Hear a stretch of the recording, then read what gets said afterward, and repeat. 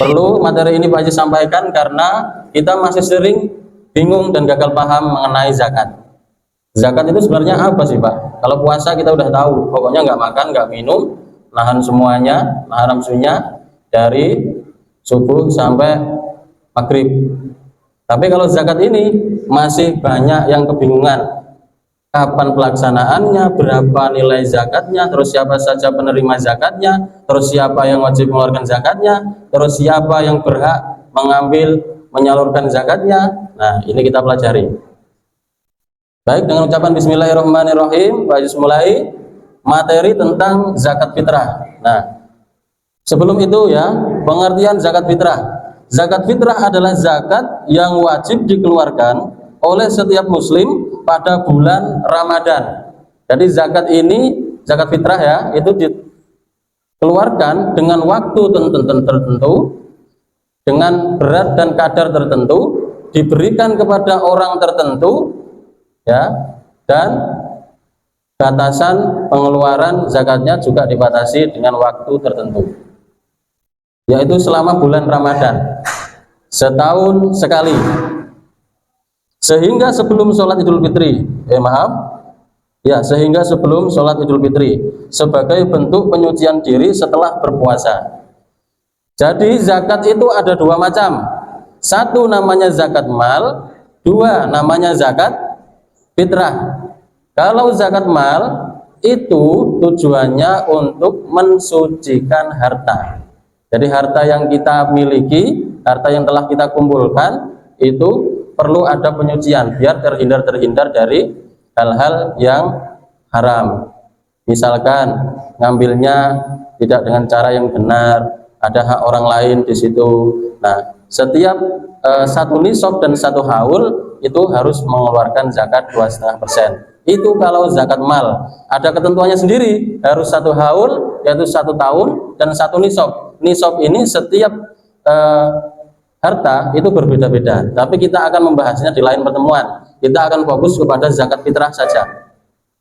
Itu tadi pengertian tentang zakat mal. Kalau zakat fitrah itu tujuannya untuk mensucikan diri,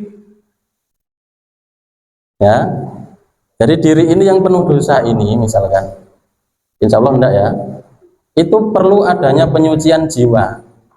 Nah, cara mensucikannya itu dengan zakat fitrah. Dan pelaksanaannya itu setiap bulan Ramadan sampai sebelum sholat Idul Fitri.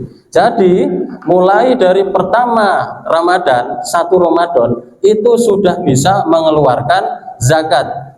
Sampai kapan Pak? Sampai sebelum sholat Idul Fitri. Kalau di masjid sudah qomat Allahu Akbar, Allahu Akbar, asyhadu an la ilaha illallah, berarti sudah gugur kewajiban untuk membayar zakat. Mungkin ada yang kelupaan. Nah, supaya kita tidak lupa, maka kita diperbolehkan membayar zakatnya itu mulai dari 1 Ramadan sampai sebelum sholat Idul Fitri. Kalau sudah terdengar qomat azan sholat Idul Fitri, berarti sudah gugur kewajibannya, yang artinya dia sudah tidak melaksanakan. Nah, yang kedua, tujuan zakat. Kalau tadi kan pengertian zakat, sekarang tujuan zakat fitrah. Tujuan zakat fitrah adalah mensucikan jiwa orang yang berpuasa, membantu para fakir miskin, menumbuhkan rasa peduli sosial, dan menyempurnakan ibadah Ramadan. Itu tujuannya. Satu, jiwa kita menjadi bersih karena sudah suci kembali. Makanya kalau hari raya itu disebut dengan Idul Fitri, yang artinya hari kembali ke fitrah manusia. Manusia dilahirkan suci, tanpa dosa, tanpa kesalahan. Nah, artinya kita membayar zakat fitrah ini, kita kembali saat pertama kali dilahirkan lagi. Sudah keadaan bersih dan suci, tidak ada dosa. Amin Allahumma amin. Kemudian membantu para fakir miskin loh. Ternyata ada loh di sekeliling kita itu orang-orang yang tidak mampu. Ya toh?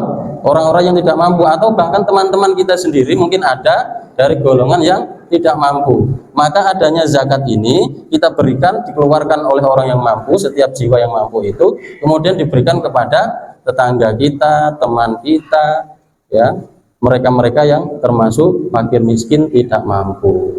Nanti akan kita jabarkan lagi apa yang dimaksud dengan fakir miskin itu. Menumbuhkan rasa peduli sosial. Nah, ini adalah yang diajarkan oleh umat Islam, tidak diajarkan umat yang lain. Saya nggak tahu, tapi kepedulian sosial itu ada dan diajarkan oleh agama Islam. Kita lebih mementingkan kepentingan sosial daripada kepentingan pribadi. Kita tolong mereka, ya, teman-teman kita, tetangga kita yang kekurangan secara finansial. Oke, yang ketiga adalah waktu zakat. Nah, kapan waktu wajib mengeluarkan zakat itu? Nah, waktu wajib sejak terbenamnya matahari akhir Ramadan. Tadi saya jelaskan ya. Dan waktu utama sebelum sholat Idul Fitri. Makruhnya setelah sholat Idul Fitri. Dan haramnya jika sengaja ditunda. Jadi ada beberapa hukum yang mengikat orang-orang yang ingin membayar zakat. Diperbolehkan membayar zakat dari tanggal 1 Ramadan sampai sebelum pelaksanaan sholat Idul Fitri. Kemudian waktu utama membayar zakat adalah sebelum sholat Idul Fitri. Itu waktu utama. Kemudian waktu yang mustajab lah, yang sebaiknya kita lakukan berarti pada akhir Ramadan itu, saat musola masjid pada takbiran, ya itu waktu afdolnya. Allahu Akbar, Allahu Akbar, Allahu Akbar. Nah, dari takbir berarti kita harus membayar zakat. Sampai kapan waktunya, Pak? Sampai sebelum sholat Idul Fitri di kampung kalian masing-masing. Nah, lebih dari itu ternyata orang ini kelupaan, maka hukumnya makruh. Terus dikasih waktu 1 bulan kok masih lupa saja.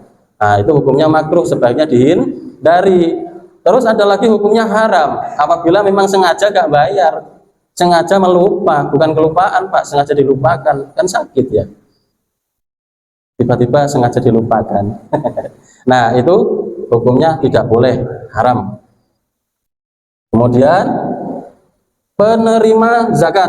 Nah, siapa penerima zakat itu? Nah, kalau tadi kita menjelaskan tentang orang yang ingin mengeluarkan zakat, sekarang kita mempelajari tentang siapa saja penerima zakat. Nah, penerima zakat itu dalam Islam ada 8 golongan penerima zakat. Namun, zakat fitrah diutamakan untuk fakir dan miskin agar mereka dapat ikut merayakan Idul Fitri dengan layak seperti kita. Itulah penerima zakatnya. Nanti setelah ini kita bedah 8 golongan itu siapa saja, karena di sini disebutkan ada 8 golongan penerima zakat. Tetapi penerima zakat ini ya diutamakan mereka yang fakir miskin, tidak punya makanan, hidupnya susah serba kekurangan. Kita bantu dengan zakat kita. Pak, ini loh zakat saya, tolong diterima. Iya, saya terima zakatnya, terima kasih. Supaya apa? Saat besok hari kita semua umat muslim ini merayakan Idul Fitri dengan sukacita, riang dan gembira, mereka yang kekurangan ini juga dapat merasakan kebahagiaan. Jadi nggak hanya orang-orang yang kaya saja, orang miskin juga dapat merasakan kebahagiaan.